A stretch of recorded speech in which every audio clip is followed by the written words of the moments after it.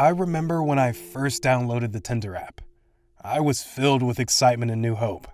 I had not been in a relationship for a while now and was really looking forward to a new beginning. My ex-boyfriend had moved to another city a year ago, and I really needed to move on. I created my profile and started swiping. Most of the profiles I came across were either fake or not my vibe. After days of swiping and multiple failed matches, I finally came across this guy who was really handsome and seemed down to earth and humble. I remember thinking to myself, it would be really nice if this worked out, and I swiped right. To my surprise, it was an instant match. A rush of happiness filled up my body and brought a smile to my face. His name was Jason. We started talking to each other, and he seemed really nice. A few days passed by, and I wonder why he hadn't asked me out yet. I tried dropping as many hits as I could, but it was of no use, so I asked him out. This is when things started to get a little weird. "Let's go out and grab coffee someday," I texted. He replied saying, "Sure, someday." "When?" I asked. What he said next really creeped me out. "When your soul leaves the mortal world."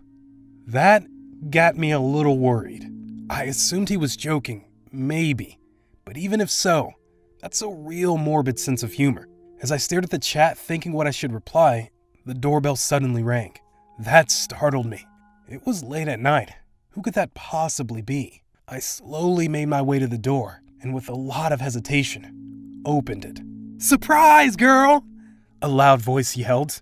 It was my best friend Trisha. "I brought wine and chips," she said. I was happy to see her. We had not been friends too long, but we were close. As we sipped on wine and binge-watched horror movies, I decided to tell her about Jason. I pulled out my phone, opened Tinder, and showed her Jason's profile. And just as I did, that smile I saw on her face faded away. A serious look gripped her face. She looked at me and said, "Is this a joke?" "What's wrong?" I replied. She said, "This guy died 3 years ago, and he used to live in this same house you're living in right now." That moment I heard that, I got goosebumps. Trisha then went on to explain how this guy named Jason used to live in my house before me with his girlfriend.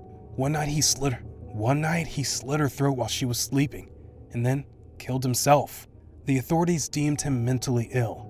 She showed me the news headlines on the internet to prove she was telling the truth. I never saw this coming. Was I really talking to the spirit of a dead man? How could this be possible? The next day I thought to myself, this has to be some kind of prank. It has to be a fake profile someone created with his name and photos. I picked up my phone and opened Tinder and decided to confront the man behind the profile. But it was gone. Jason's profile had been deleted all of a sudden. I thought to myself, at least it's over. And I immediately uninstalled the app. Later that night, as I sat home alone watching TV, I heard a loud bang on my door. "Trisha?" I said out loud. I opened the door to see nobody. That's strange, I thought. I shut the door and locked it behind me. At this point, I was starting to get a little paranoid. Later that night when I was asleep, I heard a loud bang again. This time, it came from inside the house. My dog immediately started to get restless. I slowly made my way down as I switched on the light. I got the shock of my life. Everything in my living room was out of place and scattered across the floor. Someone or something was inside my house. I began to realize that something sinister is happening to me. I never slept for the rest of the night and sat with a baseball bat right next to me. As dawn broke, I called the police and explained what happened. They looked around the house and found no evidence of a break-in. When I told them about Jason and the whole Tinder scene, they said what I actually expected them to say. "It's probably a prank, ma'am. Don't get too worried. This is a safe neighborhood." None of the officers seemed to believe the possibility that it's more than just a prank. The next night, I slept with the lights on. In the middle of the night, I heard my dog barking and growling violently. To my surprise, he wasn't in the house. As I looked out the window, I saw my dog on the front yard. "How did he get out?" I said to myself as I ran downstairs. My door was wide open, and my dog was just staring into the darkness in front of him, just growling. "What is it, boy? What do you see?" As I focused my vision ahead, I saw a dark shadow in the distance. It looked right towards me. I couldn't see a face, just a black shadow standing there. I lost my calm and fell into a state of fear. I caught my dog's collar and slowly walked backwards towards my house. I got in and locked the door. As I peeped out the window, the shadow figure had disappeared. Who was that? I thought. Was that the spirit of a dead man? I was scared. I knew I was being haunted. I had unknowingly invoked the spirit of a dead man when I started talking to Jason. I realized this was going to be a long night, and as I looked at the time, I noticed all the clocks in my house had stopped working. At the same time, they all froze at 3:06 a.m. I felt threatened and helpless. The next night, the paranormal activities continued. I kept hearing footsteps coming from the other rooms. I got this constant feeling that I wasn't alone in the house. The lights flickered every now and at one point, I felt something touch the back of my neck. This is when I realized things were getting out of hand, and if the police were not going to take me seriously, I had to find someone who would. The next day, I called a priest to bless the house, and as he stepped in, he immediately told me he felt a dark presence lurking around. He said some prayers and sprayed holy water all over. I was never a religious person, but at this point, I was desperate for help. I had hoped the strange activities would stop now, and, well, they did. The next night was peaceful. As the days passed by, I was less scared, and things started to go back to normal. Then, one night a few weeks later, I heard a loud bang in the middle of the night, just when I thought my nightmare was over. It happened again, but this time, it was far worse. As I made my way down to the door, my dog started growling.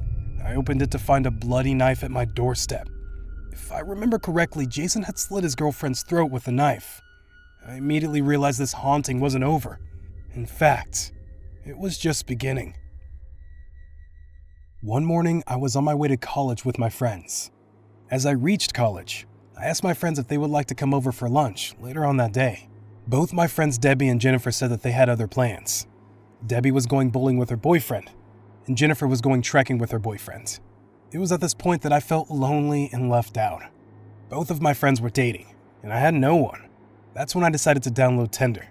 Up until this point, I had never been in a relationship before.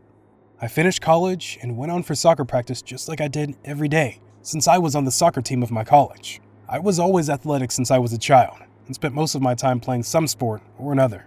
My dad was really proud of this. I reached home and installed Tinder that day. I began to swipe. Left, left, right, left. I didn't expect much from the app, but I tried anyway.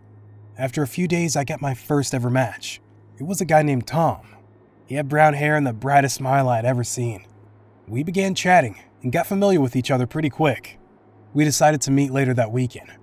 I met him and we went out for dinner. During dinner, he spoke about many things, like how he has never been on a flight before and that he likes camping in the woods nearby sometimes. As we were talking, he asked, "Have you ever dated anyone before?"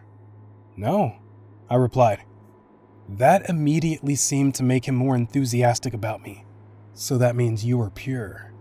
I wasn't sure what he meant by that, and I said, "If by pure you mean a virgin, then yes." "That's perfect," he replied with a smirk on his face. I found it rather odd he used a word like pure, and the fact that he was asking me questions like these on our first date started to make me a little uncomfortable. I told him it was getting late and I had to get home soon. He said, "Why don't we take a walk in the woods? I know a path that's a shortcut to the area you live in." I personally wasn't a fan of the woods and said that I had to get home soon. However, he was very insistent. "It will be romantic," he said, "and it'll give us some more time to get to know each other." At this point, I should have just said no, but this was the first time I'd ever been on a date, and I did not want to mess it up. And moreover, it was nearly 10 p.m., and I knew it would be difficult to find a cab home that late at night in our small town. And so, I said yes. As we walked out of the diner and made our way into the woods, he pulled out a bottle of whiskey from his jacket pocket and took a sip of it. He offered me some, but I denied. I wasn't such a big fan of alcohol, to be honest. He kept trying to convince me to take a sip, and I finally caved. "Just one," I said, and took one sip.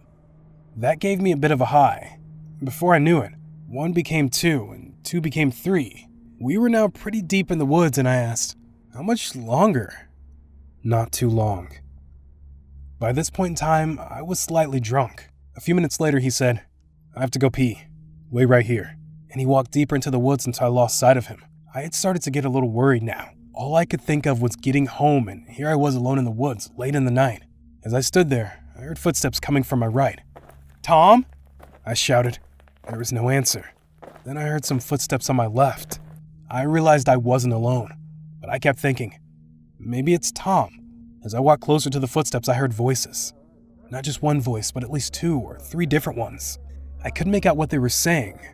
I slowly walked closer to the place I'd heard the voice from, and then suddenly, blackness. I felt someone put a bag over my head from behind me, and another person immediately caught my hands. I screamed as loud as I could, and the moment I did, I felt a hard hit on my head. I had been knocked unconscious. The next thing I saw as I slowly woke is a small fire in front of me. As my vision cleared, I saw a group of people dressed in long red robes with a hoodie that covered their faces. I was confused. I did not know what was happening. I only knew what I could see, and that was the fact that I'm still in the woods and that I'd been knocked out. I realized that I'd been kidnapped. I had duct tape over my mouth. My hands were tied behind my back. I'm going to die today, I thought to myself. I've been kidnapped. I'm going to be killed. I kept thinking. As I looked to my right, I saw another girl who was tied down just like me, only a few feet away. Where did she come from? Who was she? I wondered. She looked right at me with tears in her eyes. It felt as if she knew what was about to happen next. I noticed strange markings on the trees around me. There were symbols I had never seen before. And then I heard a voice I recognized. "Ah, you're awake. Good." I instantly recognized it as Tom's voice. He stood right in front of me in the red robe. He pulled the duct tape off my mouth. I yelled, "What's going on? Let me go!" Tom replied, "Now why would I do that? Do you know how hard it is to find someone pure these days?" He then turned back to the rest of the group and said, "We can begin now." 2 men in red came and picked up the girl beside me and dragged her ahead. The poor girl kicked and screamed, but the men were too strong for her. They formed a circle around her and stripped her. I was trembling in fear as I watched. They started reciting some words in an unknown language. The chants got louder and louder. In this moment, I realized what was happening. This was some sort of evil satanic ritual. The markings on the trees, the red robes, the chants. I had been kidnapped by a satanic cult, and I was just about to witness a human sacrifice.